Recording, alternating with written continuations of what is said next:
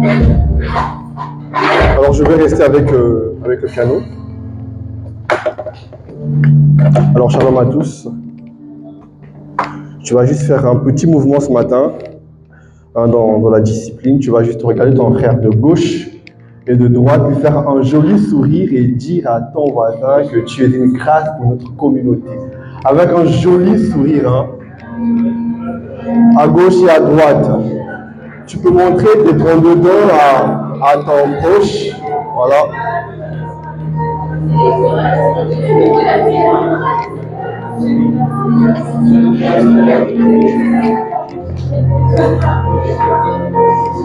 Amen. Amen. Amen. Que le nom du Seigneur soit béni en ce jour dominical. Et nous rendons toute la louange au Seigneur dans le psaume 50. Le verset 6 dit que tout ce qui respire loue l'Éternel. Est-ce que nous pouvons joindre nos mains et pouvoir encore honorer, louer le Seigneur par nos acclamations? Est-ce que tu peux louer le Seigneur par tes acclamations?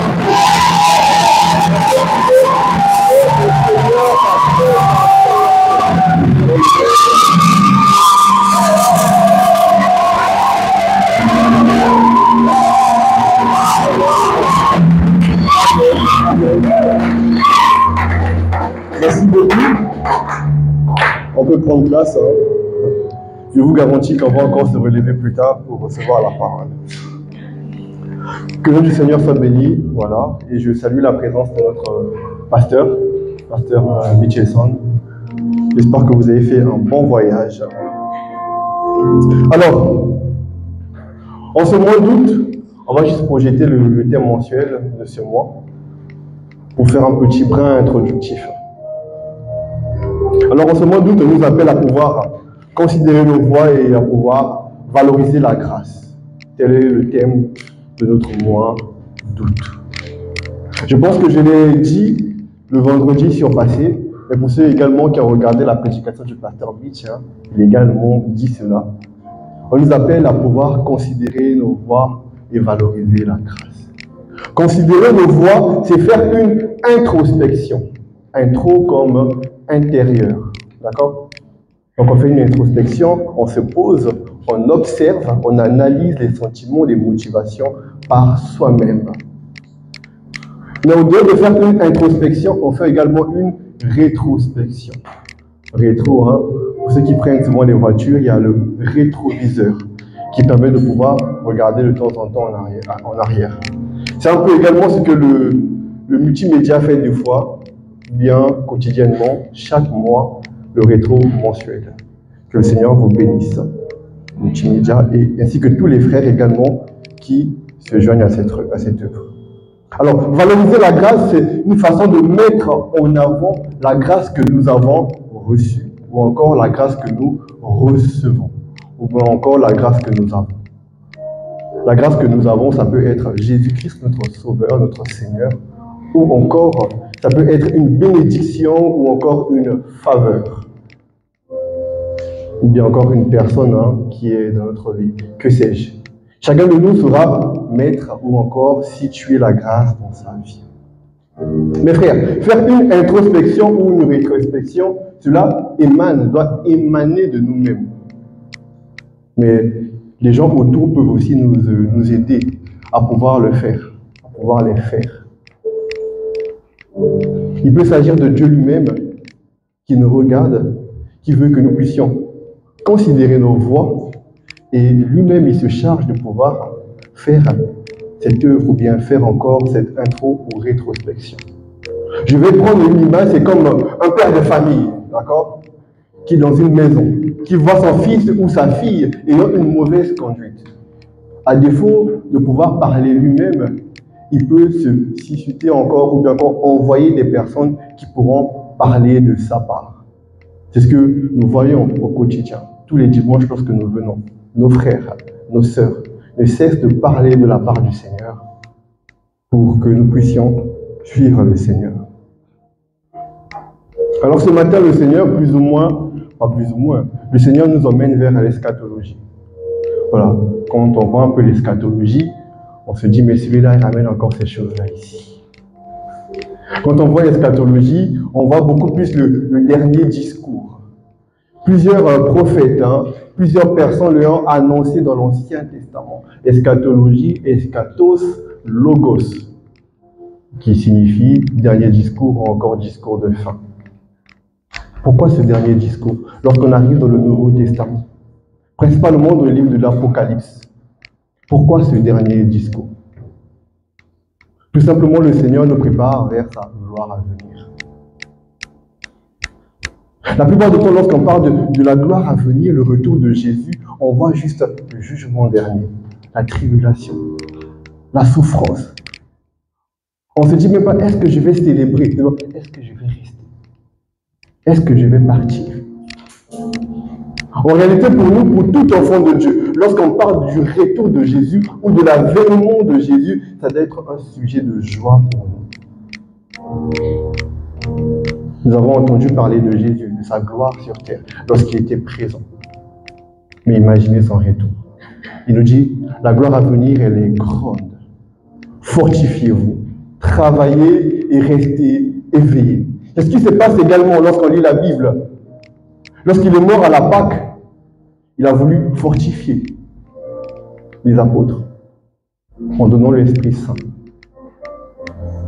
On va voir comment les apôtres ont commencé à travailler dans l'implantation et bâtir les églises. On va voir les premières églises primitives. Par la suite, dans ce travail, les églises ont été bâties pour pouvoir permettre à ce que l'église reste éveillée. Pour que l'église reste éveillée. Nous allons voir que tous les apôtres ont été persécutés, tués, à l'instar d'un seul, l'apôtre Jean, qui se trouvait sur l'île de Patmos. Il a reçu cette vision-là, où le Seigneur lui dit, il faut que tu retranscrives ce que tu verras. Et dans cette même vision, l'ange lui dit, tu vas écrire aux 7 églises. Nous avons l'église d'Éphèse, l'église de Smyrne, l'église de Pergame, l'église de Sardes, l'église de Philadelphie et l'église de Laodicée. Alors nous, ce matin, nous allons plus nous centrer sur l'église de Laodicée. Lorsque le Seigneur demande que l'on écrive aux églises, c'est pour que ces églises considèrent leur voix, pour que ces églises demeurent éveillées, pour que ces églises ne puissent pas somnoler, car l'heure est à l'éveil. Le Seigneur revient bientôt. On peut passer toute une éternité jusqu'à ce qu'il revienne à pouvoir parler que de son avènement, car c'est réel. Alors nous allons recevoir la parole du Seigneur. Je vais vous demander de pouvoir nous tenir debout pour lire ensemble la parole du Seigneur. Nous trouvons dans Apocalypse 3, le verset 14 à 22, multimédia, la version Osterwald, s'il vous plaît. La Bible dit, écrit aussi à l'ange de l'église de Laodicée. Écrit aussi à l'ange de l'église de Laodicée. Ce qui revient à dire, c'est qu'il a eu à écrire déjà aux précédentes églises. Laodicée est la 7e église. La Bible dit, voici ce que dit l'Amen, le témoin fidèle et véritable, le principe de la création de Dieu. Dans d'autres versets, on dit le commencement de la création de Dieu. Le verset 15 dit, je connais tes œuvres, je sais que tu es ni froid, ni bouillant. Oh, si tu étais froid ou bouillant. Ainsi, parce que tu es tiède, ni froid, ni bouillant, je te vomirai de ma bouche. Car tu dis, je suis riche, je me suis enrichi, et je n'ai besoin de rien. Et tu ne connais même pas que tu es malheureux, misérable. Dans d'autres versets, on dit pitoyable, et pauvre, et aveugle et nu. Verset 18. Je te conseille d'acheter de moi de l'or éprouvé par le feu pour devenir riche et des vêtements blancs pour être vêtu. Et que la honte de ta nudité ne paraisse point. Et un collier pour pendre tes yeux afin que tu voies. verset 19. Je réponds et je châtie tous ceux que j'aime. Et donc du zèle et te réponds. Voici, je me tiens à la porte et je frappe. Si quelqu'un entend ma voix et m'ouvre la porte, j'entrerai chez lui, je souperai avec lui et lui avec moi. Celui qui vaincra, je le ferai asseoir avec moi sur mon trône, comme moi j'ai vaincu et suis assis avec mon Père sur son trône. Que celui qui a des oreilles écoute ce que l'Esprit dit aux églises. Parole du Seigneur. On peut prendre place, merci. Le multimédia va nous remettre Apocalypse 3, verset 19, la version 8 secondes. Apocalypse 3, 19, 8 secondes. La Bible dit, moi, je réponds et je châtie tout ce que j'aime, tout ce que j'aime. Et donc du zèle et réponds-toi. Et donc du zèle et réponds-toi. C'est notre thème ce matin. Ce matin, le Seigneur nous appelle à avoir du zèle et se repentir. Tout au long de ce message de ce matin, nous allons nous poser 3 questions. Et 3 questions seulement. C'est quoi? Pourquoi? Comment? C'est quoi avoir du zèle et se repentir? Pourquoi avoir du zèle et se repentir? Et comment avoir du zèle et se repentir? Amen, vous me suivez? C'est comme s'il n'y a que Jéhovah parmi nous. À la fois, nous allons répondre à ces questions, nous allons également énoncer le commentaire ou bien le contexte de ce texte. La première question qui nous est posée, c'est quoi avoir du zèle et se repentir? C'est quoi avoir du zèle et se repentir? Avoir du zèle et se repentir, c'est une manière pour nous de rester éveillés.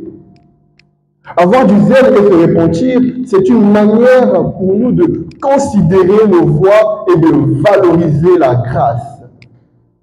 Oui, avoir du zèle et se repentir. Alors on peut se demander, c'est quoi avoir du zèle? Avoir du zèle, c'est faire preuve d'ardeur. Avoir du zèle, c'est faire preuve de dévouement d'une cause ou encore d'une personne. Avoir de la motivation, avoir de l'enthousiasme. On est clair lorsque on a de la motivation pour une personne ou encore de l'enthousiasme pour une personne. Au fin de compte, au bout d'un moment, d'une manière ou d'une autre, on finira par valoriser ou on valorise la personne. Je prends mon exemple. Pour ceux qui sont très proches, il est vraiment impossible de ne pas remarquer, je parle toujours d'une personne. C'est ma grande sœur, celle qui vient avant moi. J'ai tellement de la motivation pour elle. J'ai tellement de l'enthousiasme pour elle, quoi. Ça fait que même si on parle, je finirai par raconter une histoire avec elle. C'est un peu comme le Seigneur également. Lorsqu'on a de la motivation, on a de l'ardeur, de l'enthousiasme, de la motivation, d'une manière ou d'une autre, on valorise le Seigneur. Dans notre vie, dans notre marché, dans notre quotidien. Nous devons également se repentir, la repentance. La repentance, c'est un changement de cœur ou encore un changement de pensée ou encore un changement de voix. Lorsque le Seigneur nous appelle à la repentance, c'est change de voix. Regarde ton cœur et change. Regarde tes pensées et change tes pensées. Regarde ton cœur et change. Lorsque le Seigneur nous appelle à avoir du zèle et à se repentir, en réalité, il nous appelle à pouvoir se tourner vers lui. Avoir du zèle et se repentir, c'est faire un détour et suivre le Seigneur. C'est-à-dire que tu regardes ta voie, tu dis non, je fais un détour et je suis le Seigneur. Alors si on dit mettons, interro surprise, on prend les feuilles et les stylos maintenant. Examen. Que chacun examine sa vie. Est-ce que ta vie valorise-t-elle le Seigneur? On peut se poser cette question ce matin, n'est-ce pas? Aujourd'hui, on demande d'examiner ton chemin. Est-ce que tu es sur le bon chemin?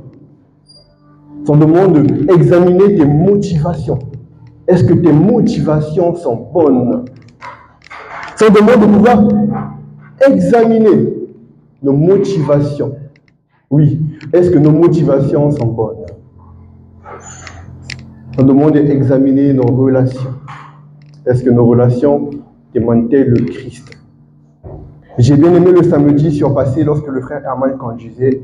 Vous pouvez dire, au-delà même de la vie, nous avons également notre vie sur les réseaux sociaux. Et si on prenait ton téléphone, on va sur WhatsApp, pour lire tes messages.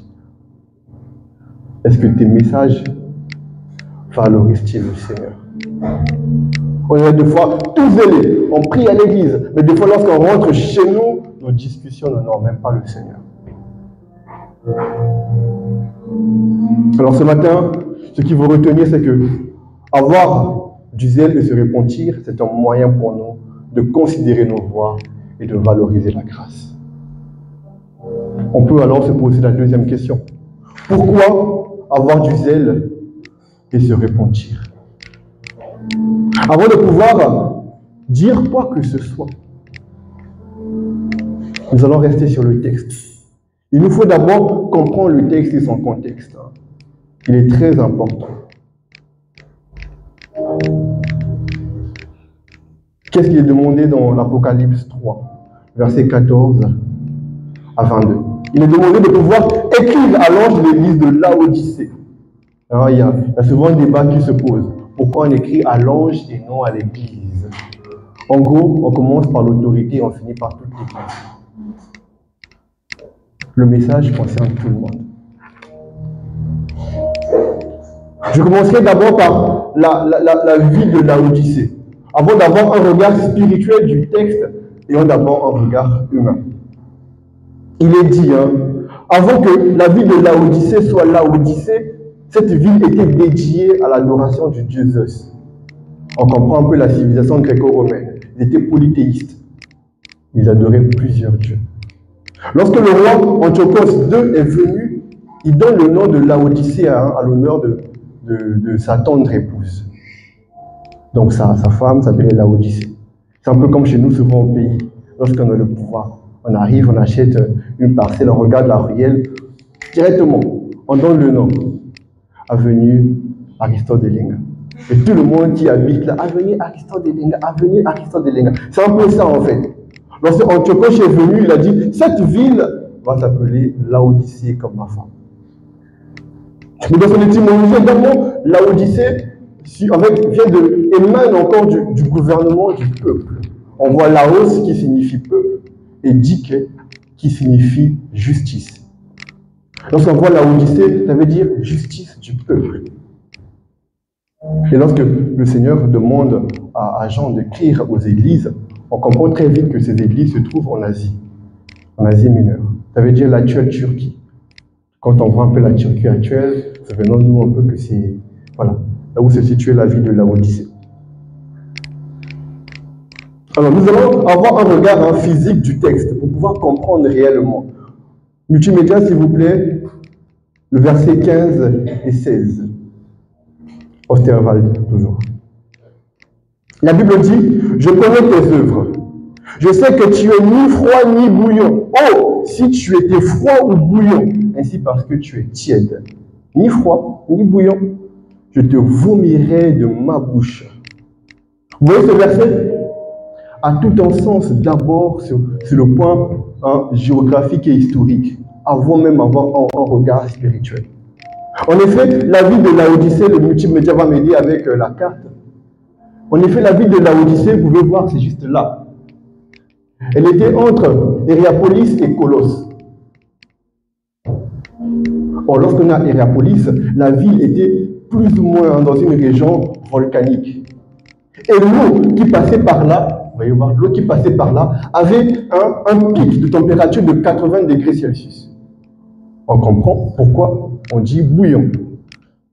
Parce que l'eau qui était là-bas était bouillante. Mais juste à côté, nous avons Colosse, juste là. On dit qu'à Colosse, l'eau était douce, pure. où le peuple pouvait boire et se désaltérer. Tout son sens de froid. Et la Odyssée se trouvait au milieu. À cause des conduits d'eau, on dit que l'eau qui passait par la Odyssée avait plus ou moins 35 degrés. Donc, on comprend la tiédeur. C'est bon?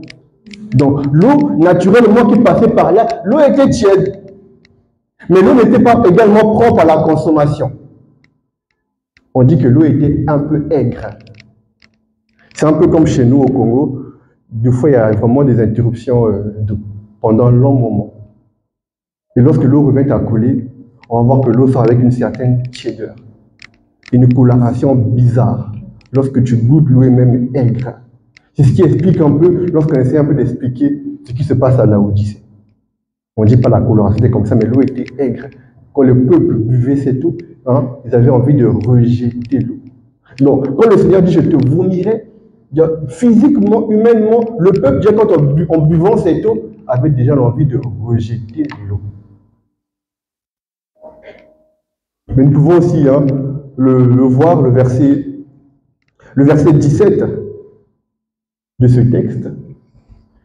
La Bible dit « car tu dis, je suis riche, je me suis enrichi et je n'ai besoin de rien. Et tu ne connais pas que tu es malheureux, misérable, pauvre et aveugle et nu. » On va encore me remettre la carte, s'il vous plaît. Le peuple de la Odyssée était rempli d'orgueil, se disant autosuffisant, qui ne manquait de rien. Ils n'ont besoin de personne. Pourquoi? À cause de leur situation géographique également. Regardez la carte. La Odyssée se trouvait plus ou moins au carrefour. Si tu quittes Éphèse pour aller à Colosse, tu passes par la Odyssée. Tu veux quitter Philadelphie, tu veux aller à Colosse, tu passes par la Odyssée. Si tu veux plus ou moins quitter Thyatire, Pergame pour aller à Colosse, tu passes par la Odyssée. Et je sais de cette position stratégique-là.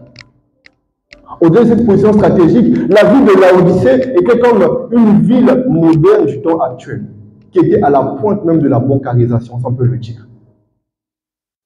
La ville de la Odyssée était à la pointe de la médecine. Ils avaient des collyres, lorsqu'ils mettaient dans les yeux, les gens guérissaient d'une certaine maladie.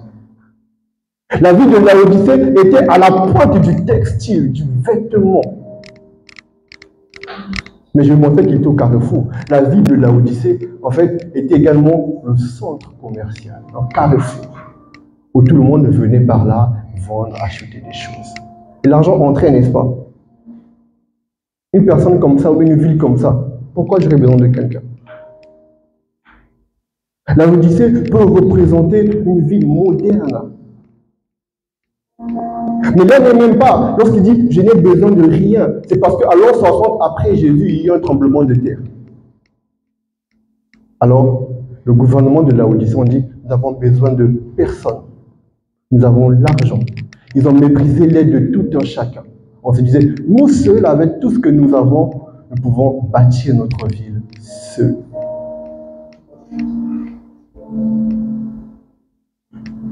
Il en est de même également pour certaines personnes. Remplis d'orgueil, ne reconnaissant même pas la valeur des autres. Il y a des gens comme ça. J'aime souvent quand mes amis, lorsqu'ils passent ici, ils disent que non, ce n'est pas dans notre église, c'est tellement loin. En réalité, des fois, c'est même ici. Quoi.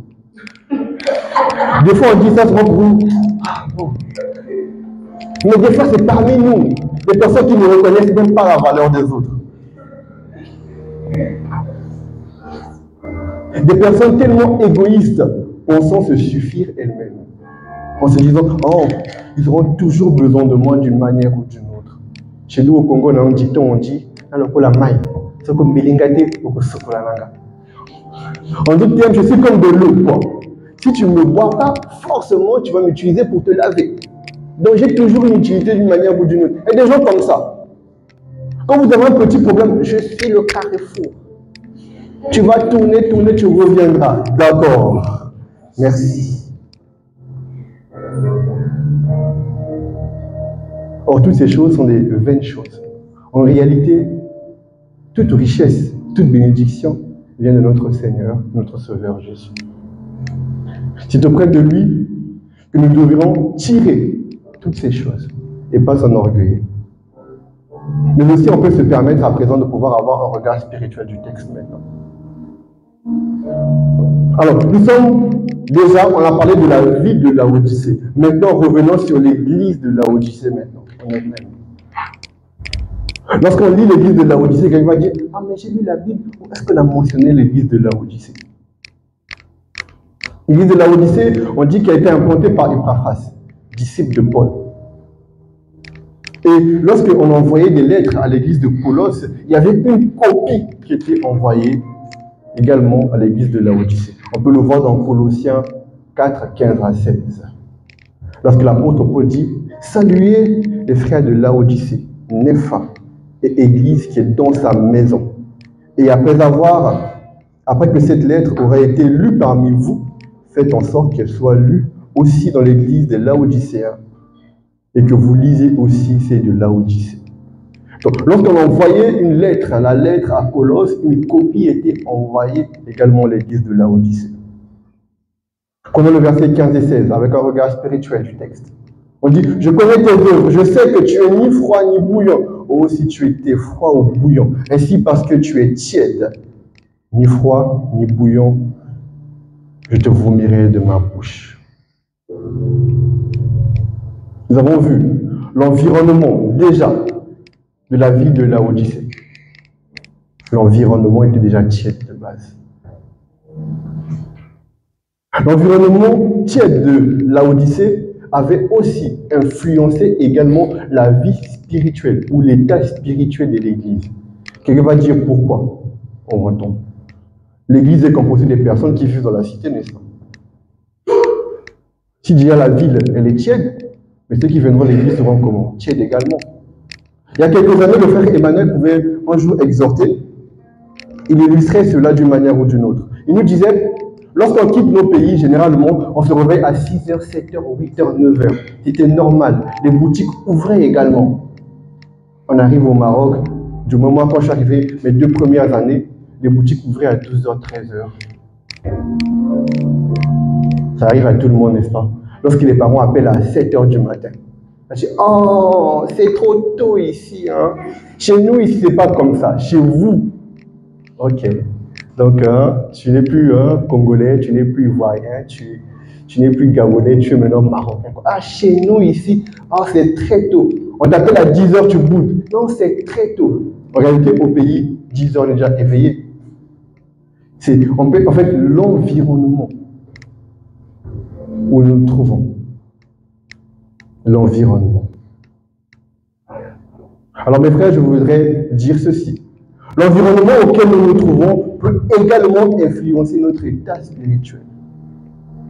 Nous sommes dans quel environnement? Regarde un peu ton environnement. Les mauvaises compagnies peuvent également nous corrompre. Deux fois, notre environnement nous corrompt. Tu viendras tous venir dans un endroit. Oh, c'est toi l'homme de prière. Oh, faya, faya. On t'appellera même pasteur. Tu vas voir, les gens n'aiment pas prier. Les gens n'aiment pas prier. Tu vas commencer à prier seul. Oh, avant de manger, je priais. Après, tu commences à manger sans prier. Avant de dormir, je priais. Tu commences à dormir sans prier. Et là, tu commences aussi à avoir une certaine tiédeur. Le verset 15 et le verset 16 nous fait comprendre qu'à cause de la tiédeur, le Seigneur allait vomir de sa bouche l'église de Laodicée. Et l'on se demande comment comprendre la tiédeur. La tiédeur, c'est l'ensemble des œuvres de la chair. Galates nous cite cela. Galates 5, 19 à 21. On connaît ce texte. L'ensemble des œuvres de la chair. Lorsque nous laissons notre chair nous guider, on commence à plus ou moins tendre. Non, pas plus ou moins. On commence à tendre vers la tiédeur. On peut le dire comme ça. Oui, les œuvres de la chair sont manifestes. Ce sont l'impudicité, l'impureté, la dissolution. Oui, on continue. L'idolâtrie, la magie, l'inimitié, les querelles, les jalousies, les animosités, les disputes, les divisions, les sectes. Oui, l'envie, l'ivrognerie, l'excès de table et les choses semblables. On peut s'arrêter là. On peut voir que l'ensemble de ces choses produisent les œuvres de la chair. Il y en a déjà qui commencent déjà à vivre cette tiédeur d'une manière ou d'une autre.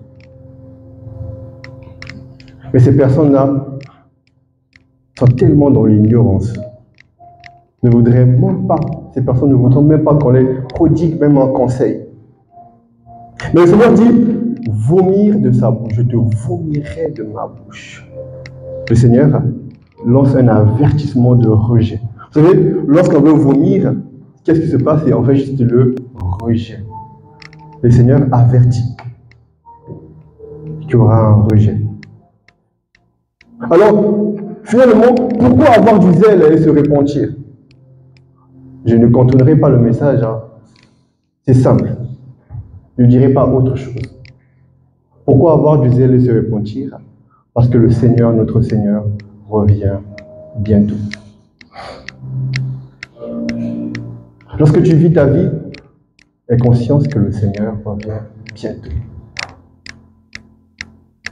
Des fois, nous vivons notre vie comme si le Seigneur n'allait jamais revenir, jamais. Je profite de ma jeunesse, d'accord. Le verset 17, on peut voir que l'église de Laodicée prétendait être riche. Lorsqu'on parle de richesse dans la Bible, la plupart du temps, on parle de bénédiction. Prétendait être béni en se disant, moi je suis béni de Dieu, je n'ai besoin de rien. Ça arrive à certaines personnes. Parce que j'ai reçu le Seigneur comme sauveur, je peux mener ma vie comme je veux. Parce que je suis passé par les eaux de baptême, je peux continuer avec l'impudicité. Parce que je suis mort et resté dans la piscine, ici à côté, que moi, je peux continuer avec la masturbation, je peux continuer avec toutes ces choses. C'est bien. Mais retiens que le Seigneur revient bientôt. Des fois, on n'a besoin d'aucun conseil. Je n'ai besoin de rien. Tu veux me dire quoi? J'ai 10 ans dans la foi. D'accord. 10 ans d'expérience. Parfait. Des fois, non, quel conseil veux-tu me donner? Tu veux mener ta vie, comme je dis, c'est une vie de libertinage. Tu veux faire ce que tu veux. Qu'est-ce que tu veux me dire? Moi, j'étais structuré quelque part. Demeure structuré quelque part. Nous, on te regarde. Mais sache que le Seigneur revient bientôt. Sache que le Seigneur revient bientôt. Le Seigneur lui dit, vous ne remarquez même pas que vous êtes aveuglés. L'aveuglement, la misère et voire même la nudité. Lorsque le Seigneur parle de l'aveuglement, il parle de l'état d'inertie, une mort spirituelle. Tu dis que tu es né de nouveau, tu es béni, tu es riche. Regarde, tu sembles vers une certaine mort spirituelle. Tu ne te rends même pas compte. Quand c'est comme ça, on ne se rend pas compte. Même pas. Lorsqu'il parle de la misère, il parle de l'état du péché. Oui. Des fois, on est... le péché, on se dit que c'est juste l'impudicité. Non, il y a même le mensonge. Tu te complais dans le mensonge. Tu te laisses corrompre par le mensonge. Tu te laisses corrompre par toutes ces mauvaises choses, ces anti-valeurs. L'état de nudité, c'est l'état de faiblesse. Lorsqu'on est nu, on est faible. Moi, je me rappelle lorsque ma grande sœur, l'aînée, voulait me laver. J'étais là, ne me regarde pas. Je me sentais tellement vulnérable. Lorsqu'on est nu, on est vulnérable, on est sans défense, on est faible. Ça peut être le cas pour certaines personnes, ça peut être ici, mais tout comme ailleurs. Des fois, on est là, on vit notre vie, comme je l'ai dit. On s'en manque un peu que le Seigneur revienne. On se dit, j'aurai le temps. J'aurai le temps de pouvoir arranger ma vie à un moment ou à un autre. Mais la Bible nous dit que le Seigneur reviendra comme un voleur. J'aime vraiment ce qui est dit dans Thessaloniciens, on met entre parenthèses la nuit. Lorsque le Seigneur reviendra, il n'avertira même pas. Quand j'étais à l'école, on pouvait dire, Jésus reviendra comme un voleur. Jésus était-il un voleur? Ou bien Jésus a les comportements d'un voleur? Non. Ce qu'on voulait dire, c'est que Jésus reviendra d'une manière soudaine. subite, il ne dira jamais. Alors, il y a ceux qui lui demandent de rester éveillé.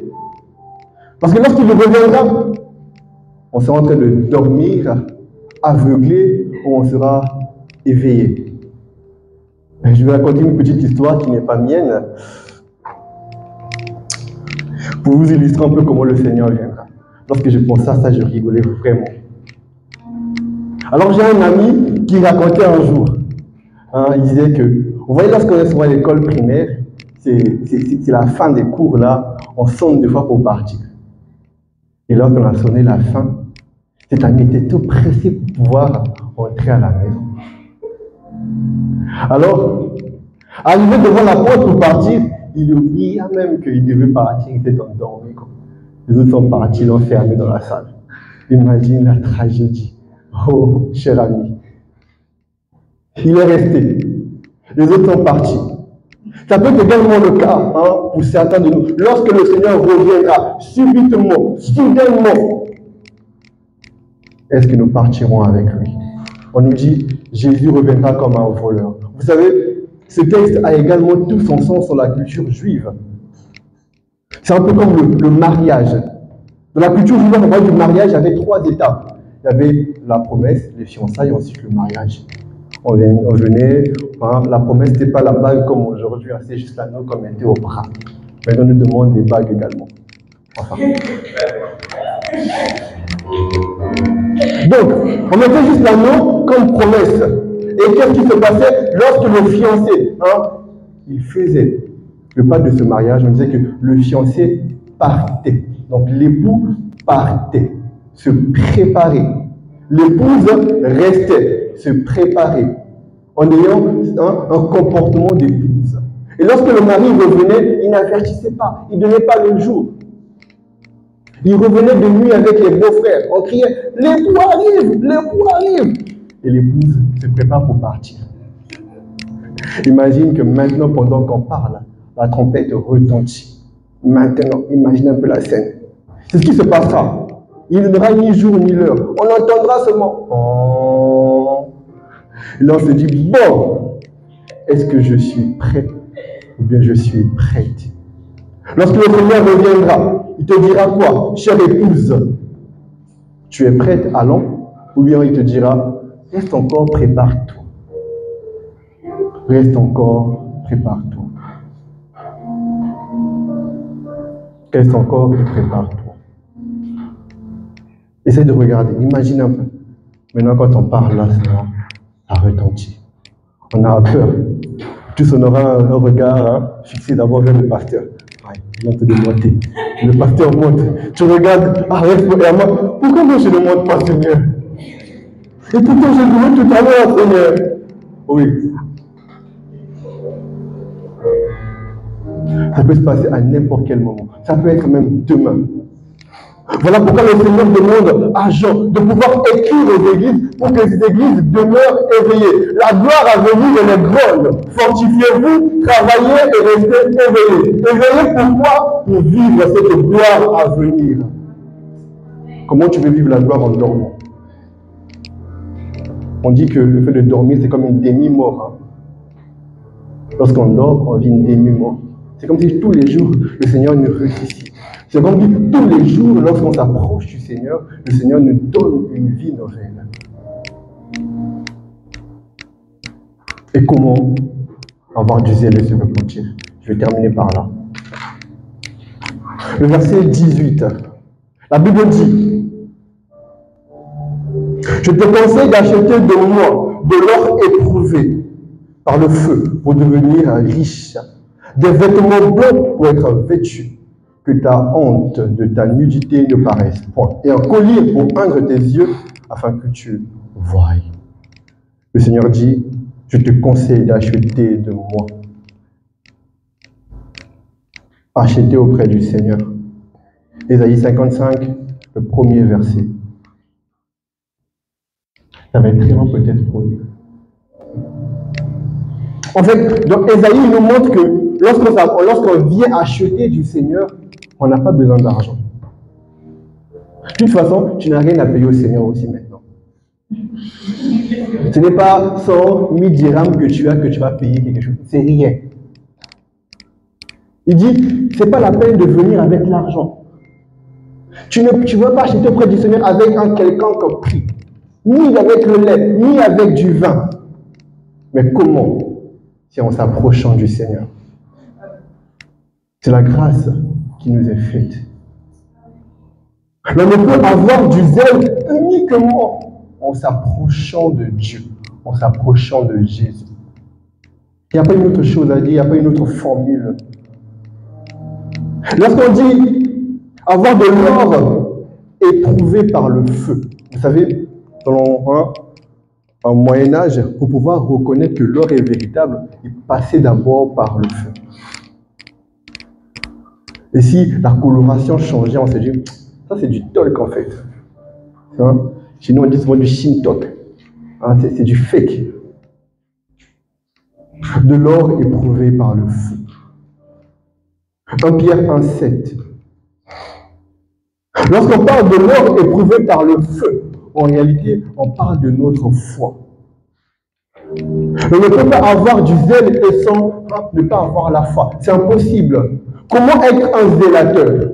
Comment vouloir suivre et valoriser quelqu'un? Tu ne crois même pas en cette personne.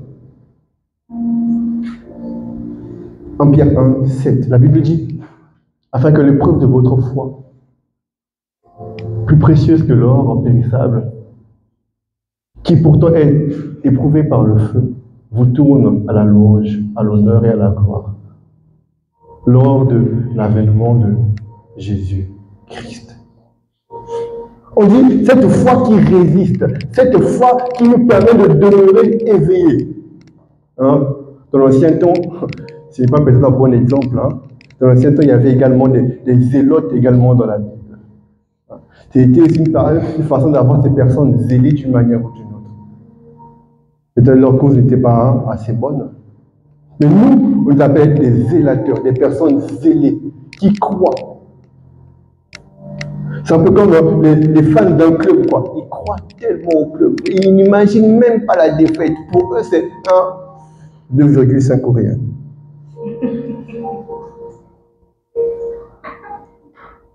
On demande d'avoir des vêtements blancs. Des vêtements blancs. Lorsque l'apôtre Jean s'adresse à l'église de Sardes, il en a fait mention Apocalypse 3, 4 à 5.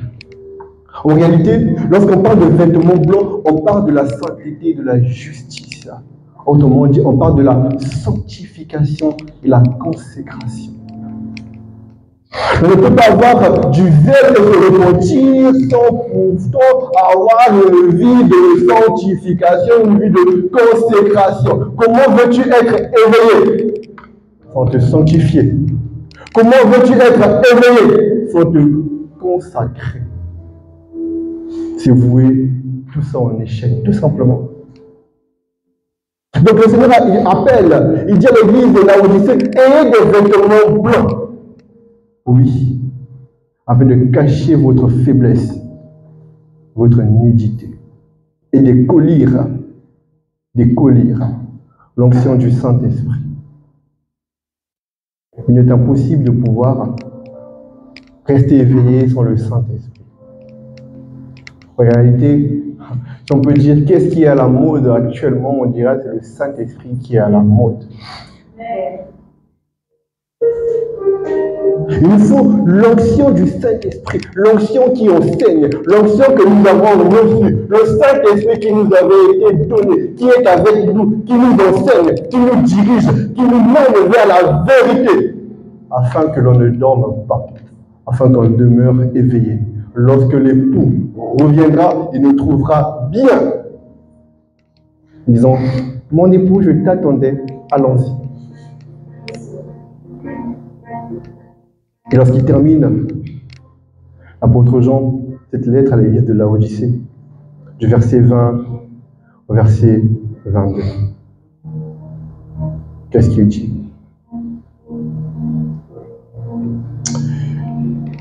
Le verset 20, il dit, « Voici, je me tiens à la porte. » Je voudrais déjà que le frère Béni nous remettre ce son-là, tout à l'heure qui a été chanté sur la consécration. Parce que nous allons prier, avoir un temps d'intercession. Il dit, voici, je me tiens à la porte et je frappe. Si quelqu'un entend ma voix et m'ouvre la porte, j'entrerai chez lui et je souperai avec lui et lui avec moi. C'est ce qui se passe encore ce matin. Le Seigneur est à la porte de nos cœurs. Il frappe. Et tu remplis d'orgueil pour ne pas reconnaître que tu es sur la mauvaise voie. Ou tu ouvriras ton cœur, tu dis, Seigneur, entre. Des fois, on veut être faible devant les hommes et dur devant Dieu. En réalité, ça doit être l'inverse. On peut le dire, dur devant les hommes et faible devant Dieu. Parce que c'est lui qui nous connaît réellement. Des fois, lorsqu'on vient dans sa présence, on veut dire autre chose. Mais tu sais ce que tu veux dire, mais tu as tellement honte que ton voisin t'écoute. Lorsqu'il reviendra, ton voisin partira et tu seras sur la chaise. Mais le Seigneur, il est là, il frappe encore. Le pasteur Jean-Marie pouvait nous dire le dimanche, l'heure est au rachat du temps. Rachetons le temps. Il n'est pas trop tard avec le Seigneur. Il dit, je suis là et je frappe. Je frappe. Si quelqu'un entend ma voix et m'ouvre la porte, j'entrerai chez lui. Je souperai avec lui et lui avec moi. Verset 21. Celui qui vaincra, je le ferai asseoir avec moi sur mon trône, comme moi, j'ai vaincu et suis assis avec mon Père sur son trône. Le tout nous fait comprendre qu'il est allé préparer la place pour nous. Et lorsqu'il viendra, il nous trouvera éveillés, si oui, il nous ramènera sur son trône. La gloire de l'époux sera également la gloire de l'épouse. Il termine en disant que celui qui a des oreilles écoute ce que l'Esprit dit aux églises. Parole du Seigneur. Nous acclamons pour sa parole.